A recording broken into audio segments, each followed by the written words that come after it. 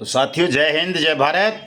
मैं मदन लाल आज़ाद, संयोजक संस्थापक ठगी पीड़ित जमाकर्ता परिवार और all India bike board taxi union, आज दिनांक 11 नवंबर 2024 को आपके समक्ष प्रस्तुत हूँ राजधानी दिल्ली से कुछ बड़ी खबरें आप सबको बताने के लिए और ज़रूरी सूचनाएं आप सबको उपलब्ध कराऊंगा। तो तमाम साथी मेरा पूरा वीडियो ध्यान से सुन लेंगे, इसे ज़्यादा से ज़्यादा शेयर कर देंगे और साथ साथ जिन साथियों ने हमारे YouTube चैनल युगांतर न्यूज़ को अभी तक सब्सक्राइब नहीं किया है, वो अपना घर बैठे अपडेट पाने के लिए और झूठी खबरों से बचने के लिए इसे सब्सक्राइब ज़रूर कर लेंगे, ताकि आप सबको सबसे पहले सही चीज़ की जानकारी मिल सके। लाइक और कमेंट भी करेंगे तमाम साथी, ताकि हमें पता चल सके कि आप लोग देश के बारे में, आंदोलन के बारे में, अपने और अपने परिवार के भविष्य के विषय में कैसा सोच रहे हैं और आपका भविष्य उज्जवल होना है या खराब होना है। इसलिए कमेंट भी ज़रूर किया करें, लाइक भी ज़रूर किया करें, शेयर भी ज़रूर किया करें। शेयर तो इसको अपना राष्ट्र धर्म मान के करें, उत्तरदायित्व मान करके करें, क्योंकि आप इसे शेयर करोगे तो ज़्यादा से ज़्यादा साथियों तक हमारी बात पहुंचेगी।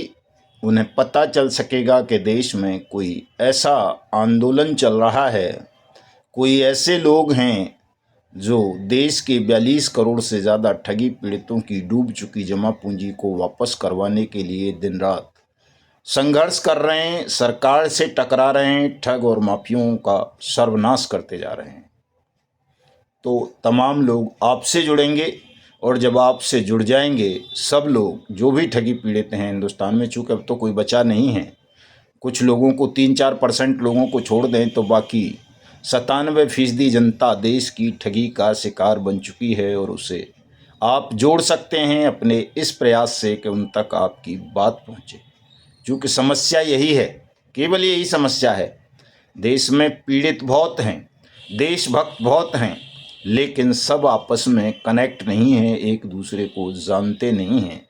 और सबको कनेक्ट करने का, जोड़ने का, परिचित कराने का ये सबसे सरल और सस्ता माध्यम है कि आप हमारे YouTube चैनल को ज़्यादा से ज़्यादा सब्सक्राइब करवाएं और हमारे वीडियो संदेश को ज़्यादा से ज़्यादा शेयर करें, ताकि हम आपस में कनेक्ट होकर, जुड़कर राष्ट्र की एकता अखंडता को मजबूत करते हुए ठग और बेईमानों का सर्वनाश करें और आप सबका डूबा हुआ पैसा आपको दिलाएं।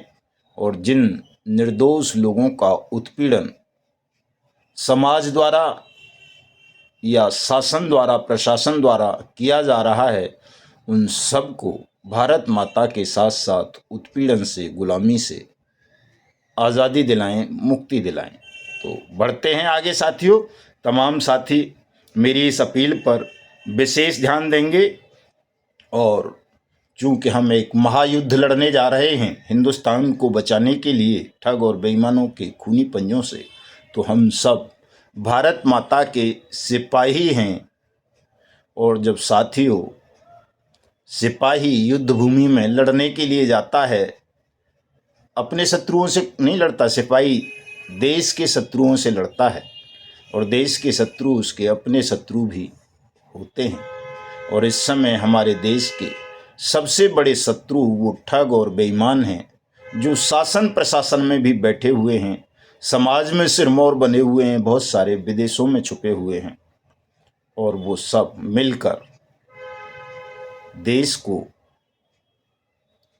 ठग रहे हैं, देश के लोगों की मेहनत के पैसे को ठग रहे हैं और हम पर शासन भी कर रहे हैं। ये बहुत दुख की बात है कि लोकतंत्र में भी हम पर ठग और बेईमान शासन कर रहे हैं। और ये हमारी जागरूकता के अभाव में हो रहा है साथियों, कि हम जागरूक नहीं हैं, हमको ये पहचान नहीं है कि ठग कौन है, बेईमान कौन है और ईमानदार कौन है, देशभक्त कौन है।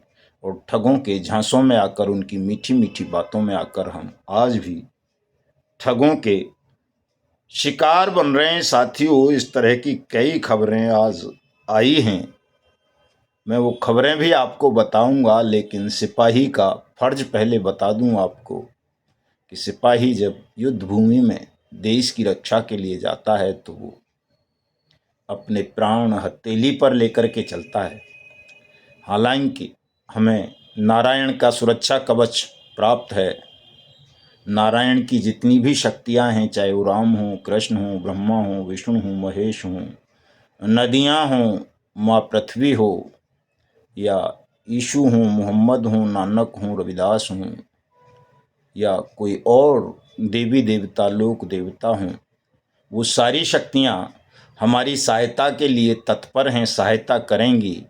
शत्रु सेना, ठग और बेईमान, चाहे वो शासन में ही क्यों न बैठे हों, हमारा बाल भी बांका नहीं कर पाएंगे। ये हमको भरोसा है, पूरा विश्वास है नारायण पर। लेकिन साथियों, फिर भी हमें अपनी ओर से ये संकल्प लेकर के चलना है कि हम अपने प्राणों की बाजी लगा देंगे इस लड़ाई को जीतने के लिए। या तो हमारे शरीर में श्वासें रहेंगी, या फिर हम शत्रुओं का सर्वनाश करके भारत माता को ठग बेईमानों के खूनी पंजों से आज़ादी दिलाएंगे।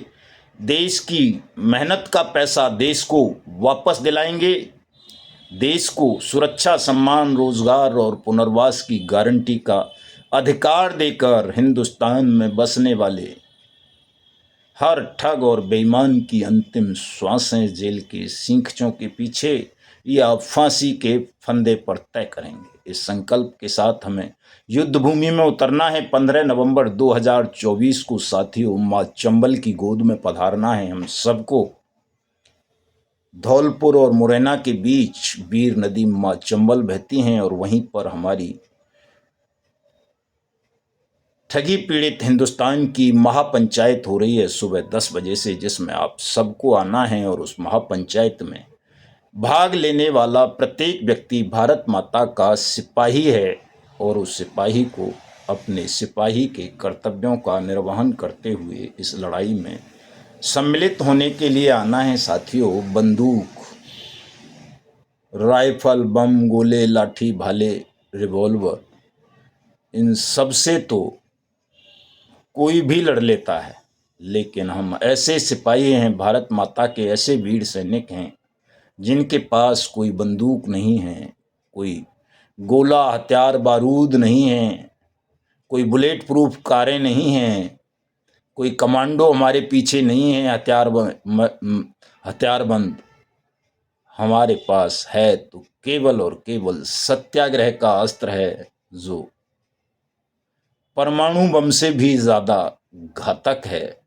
किसी भी दुश्मन का, बेईमान का, ठग का, राष्ट्र शत्रु का यदि सर्वनाश सुनिश्चित करना है तो सत्याग्रह का हथियार ही प्रयोग में लाया जाता है साथियों। और बिना किसी हिंसा के सत्याग्रह के हथियार से हम ताकतवर से ताकतवर साम्राज्य को, शासन को मिट्टी में मिला देते हैं, जमींदोज कर देते हैं। यही सत्याग्रह का इतिहास रहा है। और आपको भी सत्याग्रह रूपी अहिंसक हथियार को लेकर 15 नवंबर को चंबल पहुंचना है। और उस महापंचायत में यदि सरकार के नुमाइंदे आते हैं और वो हमारे यानी आपके यानी देश के, चूंकि हम देश के 97% लोगों को रिप्रेजेंट कर रहे हैं, तो हमारा जो भी आदेश होगा वो देश की तरफ से होगा।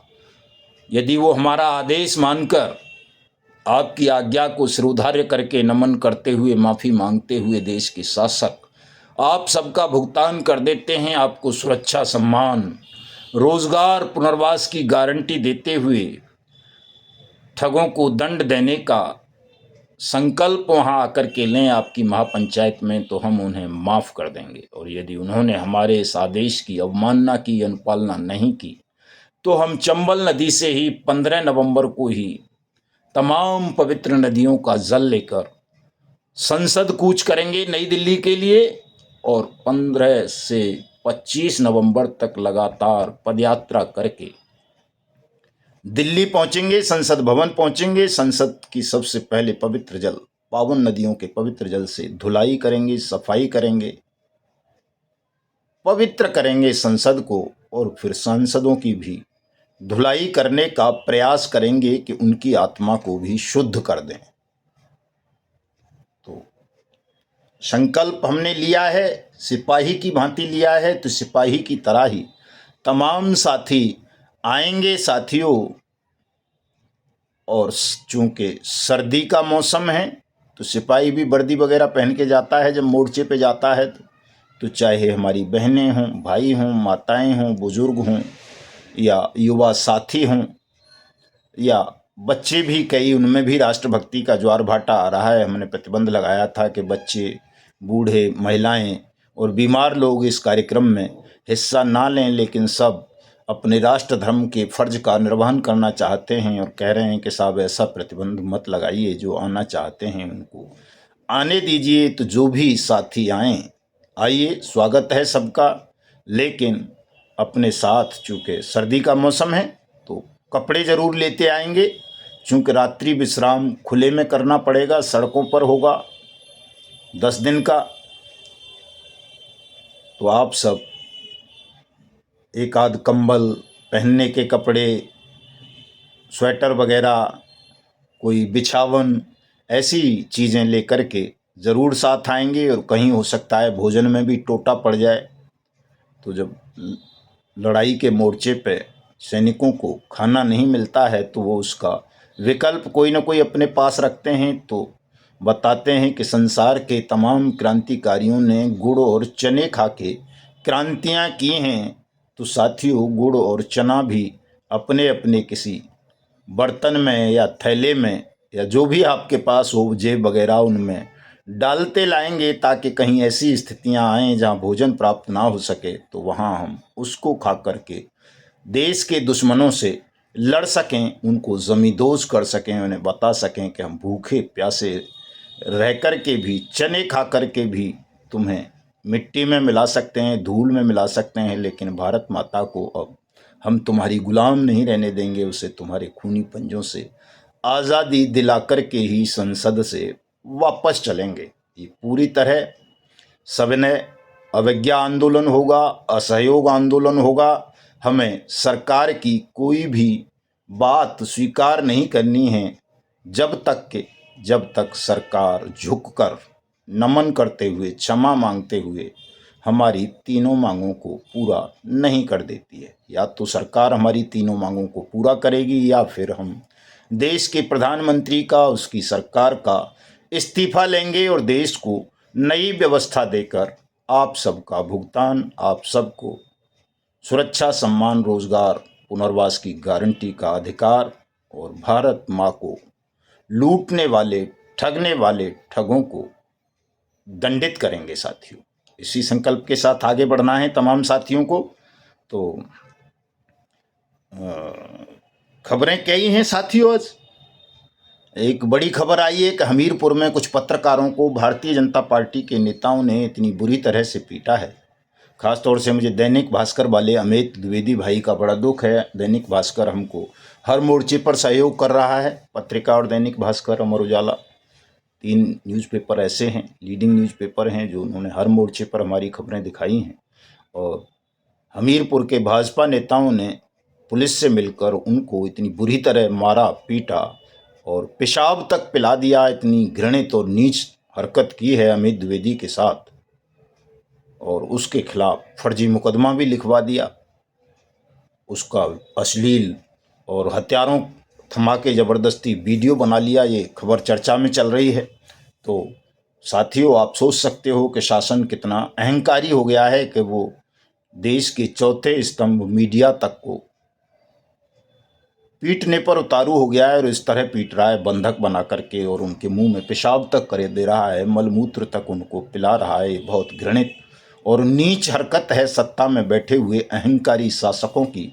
तो ऐसे शासकों को मिट्टी में मिला देना, ऐसे शासन को मैं समझता हूँ इससे बड़ा राष्ट्र धर्म अब कोई नहीं है साथियों। तो तमाम लोगों को जगाइए, उन पत्रकार साथियों को भी अपने साथ जोड़िए जो ईमानदार होते हुए प्रताड़ना का शिकार हैं, जो बिके हुए हैं, दलाल हैं, गुलाम हैं, बेईमान शासन के कसीदे पढ़ते रहते हैं। उनको छोड़ दीजिए एक तरफ। लेकिन अमित द्विवेदी जैसे पत्रकार जो साहस का परिचय देते हैं सत्ता के खिलाफ लिखने के लिए, जिनकी कलम कांपती नहीं है, अगर वो इस तरह सरेराह पीटे जाने लगे साथियों, तो ये देश के लिए और बड़ा गंभीर खतरा बन जाएगा। तो पत्रकार साथियों को भी अपने साथ जोड़ना है। और साथियों, ठगनी इस वक्त की इंटरनेशनल ठगनी, बहुत बड़ी ठगनी, वो बांग्लादेश की अपदस्थ प्रधानमंत्री शेख हसीना के लिए इंटरपोल की सहायता बांग्लादेश की सरकार ने मांग ली है। और वो अब बांग्लादेश जाएगी और उसको निश्चित रूप से नरसंहार करने के आरोप में, बांग्लादेश को लूटने, ठगने और वहाँ की जनता पर जुल्म करने के आरोप में सजाए मौत बांग्लादेश के कानूनों के हिसाब से दी जाएगी। ये भी देश के लिए नहीं, सारी दुनिया के उस जनता के लिए, उन आंदोलनकारियों के लिए शुभ समाचार है जो भी अपने अपने देश के बेईमान सिस्टम के खिलाफ आंदोलनरत हैं। तो एक ठगी की घटना और हुई है साथियों। फरीदाबाद में प्लॉट देने के नाम पर कुछ ठगों ने पोंजी स्कीम चलाई और बहुत सारे लोगों को लगातार 5 साल तक ठगते रहे। न किसी को प्लॉट दिया, न पैसा वापस किया, चेक दे दिए और वो चेक सबके बाउंस हो गए साथियों। तो इस तरह की जो घटनाएं हो रही हैं, चाहे वो फरीदाबाद की घटना हो, नोएडा की घटना हो, या वो LECC वाली हो, या वो हैप्पी बर्ड वाली हो, या और दूसरी एक और मैंने बताया था अभी कल परसों, कौन सी thrift and credit cooperative society थी कोई हरियाणा के नाम से, उसकी हो। इन तमाम साथियों को भी अपने आंदोलन के साथ जोड़िए और इन्हें बताइए कि देश में जब तक बट्स एक्ट 2019 अप्लाई नहीं होगा ठीक से, तब तक किसी का भी भुगतान किसी भी CRC पोर्टल से, किसी वो क्या है सेबी पोर्टल से, किसी लिक्विडेटर से, किसी NCLT वगैरह से या कंज्यूमर कोर्ट से नहीं होगा। सब लोग बट्स एक्ट 2019 से जुड़ें, हमारे आंदोलन में सहभागी बने और इस देश की इस बेईमान सरकार को हटाने का प्रयास करें, ताकि देश में ठीक से संसद द्वारा बनाए हुए भुगतान की गारंटी के अधिकार, अनियमित जमा योजनाएं, पाबंदी अधिनियम 2019 को क्रियान्वित करके हिंदुस्तान को ठग मुक्त बेईमान रहित राष्ट्र राज्य के रूप में स्थापित करते हुए हम आप सबका भुगतान कर सकें। साथियों, ये बहुत छोटी सी बात है, सरल भाषा में समझाओगे तो सबकी समझ में आ जाएगी। चूंकि देश पूरी तरह से ठगों के पंजे में है और वो ठग विक्रम सिंह पहले भी अरेस्ट हुआ था KBCL वाले मामले में, जमानत पर चल रहा था, और एक और कंपनी में था, किसी में मुझे नाम याद नहीं आ रहा, वो पहले भी गिरफ्तार रहा है। उसे कल फिर से आगरा की STF ने ठगी के आरोप में ही गिरफ्तार कर लिया है। और इस बार ठगी वो फौज के नाम पर कर रहा था। फौजियों की कैंटीन दिलवाता था, लोगों को पैसे लेता था, फौज में भर्ती कराता था और आश्रित कार्ड बना करके देने का ठगी का धंधा उसने आगरा में खोल रखा था। कल उसे आगरा की STF ने गिरफ्तार कर लिया है। तो इन ठगों से आप बखूबी सावधान रहें, देश को सावधान करें साथियों। और एक और खबर आई थी साथियों कि एक सीनियर एडवोकेट को भी ठगों ने ठग लिया है। उस पर ज़्यादा विस्तार से मैं बताना नहीं चाहूँगा आपको, चूँकि ऐसी खबरें तो रोज़ आती रहती हैं। और जो एक और महत्वपूर्ण बात मैं करना चाहता था कि राष्ट्रीय आंदोलन है, राष्ट्रव्यापी आंदोलन है, इसको बड़ा करना है, जीतना है, देश को बचाने की लड़ाई है। तो इसमें मुझे तमाम देशभक्त साथियों का, अपने तमाम पदाधिकारियों का आर्थिक सहयोग चाहिए साथियों। और जिन साथियों ने हमें कल से लेकर आज तक आर्थिक सहयोग भेजा है, उन सब का मैं थैंक्स करना चाहता हूं, जिनमें हमारी कुंडल देवी हिमाचल प्रदेश की अध्यक्ष, उन्होंने सुष्मिता नेगी के नाम से 200 रुपये भिजवाए हैं। बसोया जी हैं, नारायण भाई 100 रुपये भेजे हैं। LK खामला साहब हैं हमारे सुरेंद्र नगर गुजरात से 100 रुपये भेजे हैं। महेंद्र सिंह जी ने 11 रुपये, अरविंद जी ने 21 रुपये, उत्तम दास जी हमारे छतरपुर के अध्यक्ष सागर के प्रभारी 201 रुपये भेजे हैं। कुलदीप धुरिया साहब ने 101 रुपये भेजे हैं। अर्जनाथ रावत साहब ने 21 रुपये भेजे हैं। और विजय साक्या जी ने 550 रुपये भेजे हैं। मिस्टर गुलाब अकोडिया जी ने 50 रुपये भेजे हैं। हरीशचंद जी ने 10 रुपये भेजे हैं। चंद्रभान जायसवाल साहब ने 101 रुपया भेजा है। तेजवीर जी ने मंडोली दिल्ली से 101 रुपया भेजा है। चेतराम कोमरा साहब ने 1 रुपया भेजा है। सत्यनारायण माली जी ने 5 रुपये भेजे हैं। गणेश भारती जी ने 151 रुपये भेजे हैं। तराम कृष्ण हरी जी ने 5 रुपये भेजे हैं। गणेशी लाल अनुरागी जी ने 51 रुपये भेजे हैं। सुशील कुशवाहा साहब ने 25 रुपये भेजे हैं। अंकित कुमार शर्मा जी ने 51 रुपये भेजे हैं। छोटेलाल वर्मा जी ने 51 रुपये भेजे हैं। मनसाराम वर्मा जी ने 51 रुपये भेजे हैं।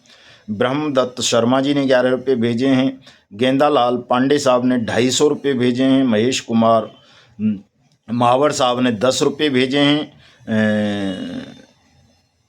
शौकीलाल चौहान साहब ने 110 रुपये भेजे हैं। देवेंद्र कुमार जी ने 201 रुपये भेजे हैं। खांडू कृष्ण अनवर साहब ने महाराष्ट्र से 1100 रुपये भेजे हैं। पूरन सिंह जी ने 51 रुपये भेजे हैं। गोविंद प्रसाद जी ने 11 रुपये भेजे हैं। मूलचंद जी हमारे राष्ट्रीय उपाध्यक्ष साहब ने 500 रुपये भेजे हैं। लाखन सिंह जी ने 101 रुपया भेजा है। इस्माइल खान ने 1 रुपया भेजा है रोजाना की तरह। सुखवीर सिंह यादव साहब ने 51 रुपये भेजे हैं। डॉक्टर संजय हैं साईं प्रसाद हाथरस से 11 रुपये भेजे हैं। गोविंद विजय जी ने रोजाना की तरह 11 रुपये भेजे हैं। चेनाराम जी हैं लूनी से निवेशक हैं आदर्श के, उन्होंने 51 रुपये भेजे हैं। उदयवान सिंह ने बांदा से 200 रुपये भेजे हैं। वीरेंद्र जैन साहब ने 51 रुपये भेजे हैं। रामेश्वर सिंह जी ने हमारे तहसील अध्यक्ष हैं 100 रुपये भेजे हैं। मैं इन तमाम साथियों का बहुत बहुत धन्यवाद व्यक्त करता हूं, हृदय तल की गहराइयों के साथ आभार व्यक्त करता हूं और आप सब राष्ट्रभक्त साथियों को नमन करते हुए उन तमाम साथियों से भी अनुरोध करता हूं कि जिनको भी ये लगता है कि हमारा आंदोलन सही दिशा में जा रहा है, हम साथियों के लिए सही लड़ाई लड़ रहे हैं, देश को बचाने की लड़ाई लड़ रहे हैं, हमारी वजह से देश के एजेंट को सुरक्षा मिल रही है, हमारी वजह से देश के ठगी पीड़ितों का भुगतान होने जा रहा है, हो रहा है, उनको ताकत आ रही है और हमारे कारण देश ठग और बेईमानों के खूनी पंजों से आज़ाद होगा। तो वो तमाम साथी, चाहे वो ठगी पीड़ित हों, एजेंट हों, देशभक्त हों, किसान हों, मजदूर हों, व्यापारी हों, मजदूर हों, जो भी हों, यदि उनके मन में अंश मात्र भी देश के प्रति प्रेम है तो वो हमारे इस आंदोलन में तन से, मन से, धन से सहयोग अवश्य करें। और जो साथी आर्थिक सहयोग करना चाहते हैं, चूँकि साथियों ये लड़ाई हम जन साधारण के बल से लड़ रहे हैं, किसी पॉलिटिकल पार्टी का कोई सहयोग नहीं है, किसी धार्मिक संगठन का कोई सहयोग नहीं है, किसी व्यापारिक संगठन का कोई सहयोग नहीं है, किसी उद्योग सेक्टर से जुड़े संगठन का या उद्योगपतियों का कोई सहयोग नहीं है। जन साधारण से ही हम 1 रुपया से लेकर के जो भी उनकी क्षमता होती है वो जो भी दे रहे हैं, उसी से इस आंदोलन को राष्ट्रव्यापी बना रहे हैं, आगे बढ़ा रहे हैं और जो भी सेवा हमसे देश की, देश के पीड़ितों की हो पा रही है वो कर रहे हैं। तो आप मेरा नंबर नोट कर लें अपनी आर्थिक सहयोग राशि भेजने के लिए 9560479048। इस नंबर पर आप गूगल पे, फ़ोन पे, पेटीएम, यूपीआई इत्यादि के माध्यम से अपनी सहयोग राशि भेज सकते हैं। और मेरे दूसरा नंबर व्हाट्सएप का नंबर है 7827581213। इस पर अपना स्क्रीनशॉट डाल दें अगर डालना चाहते हैं, तो मैं आपका भी नाम सहित धन्यवाद ज्ञापित करूंगा अगले वीडियो में साथियों, और आपकी राष्ट्रभक्ति को प्रणाम भी करूंगा। तो मिलते हैं कल, यूट्यूब पर भी मिलूंगा कल और रात को फेसबुक पर भी लंबी चर्चा तमाम साथियों के साथ करूंगा, चूँकि कल के बाद शायद फेसबुक पर ऑफिस में बैठकर लाइव नहीं हो पाऊंगा। 3 दिन का समय रह गया है, आज 11 नवंबर है, तो 12, 13, 14 को ही हमें चंबल पहुंचना पड़ेगा, ताकि सुबह सुबह आप सबका स्वागत करने के लिए हम स्वयं चंबल पर उपस्थित रहें। तमाम साथी आएंगे, भयमुक्त होकर के आएंगे, कोई किसी से डरेगा नहीं, ऐसा नहीं सोचेगा कि कहीं कोई अनहोनी ना हो जाए, प्री वारदात ना हो जाए, कुछ नहीं होगा। आप सबको सुरक्षा भी मिलेगा, सम्मान भी मिलेगा, भुगतान भी होगा और हमारी भारत माता ठग बेईमानों के खूनी पंजों से आज़ाद भी होगी। साथियों ये नारायण का वरदान है, ईश्वर का आशीर्वाद है, इसको संसार की कोई भी ताकत रोक नहीं पाएगी। किसी नरेंद्र मोदी या किसी राज्य की तो औकात ही क्या है जो आपको इन तीनों कामों को करने से रोक ले, बशर्ते आप अपना ध्यान केंद्रित करके संयम के साथ इस लड़ाई को लड़ें। तो जय हिंद, जय भारत।